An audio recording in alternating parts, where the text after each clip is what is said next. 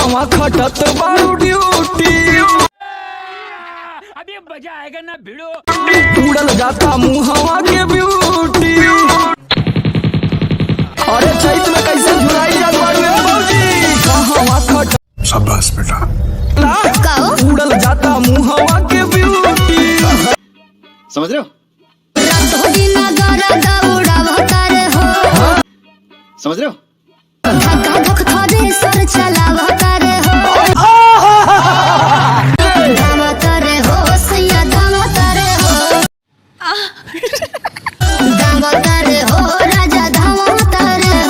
ये सब क्या देखना पड़ रहा है?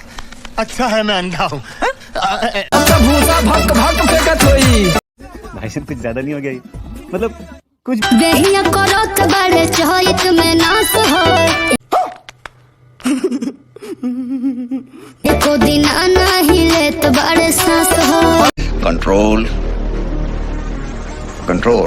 तौकी ना भौजी शरीर आलू है में, डलल रहा उनके नेबुआ मुहे में। बड़ा हरामी हो बेटा। हम सारा वही पे लगावतर हो, प्यारी समझ गई। केले गुड़ी गांठ सारा कावतर हो।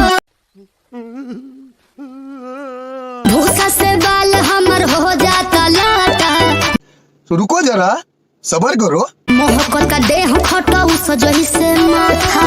अरे पकड़ मेरे को जानता नहीं है। नैहर में रहल हो तू हसीना। मजा आया, और मैं ये जो मजा है हिंदुस्तान के हर व्यक्ति को देना चाहता हूँ। ससुरा में सो खाए के पड़े पसीना। भाई साहब कुछ ज्यादा नहीं हो गया ये? मतलब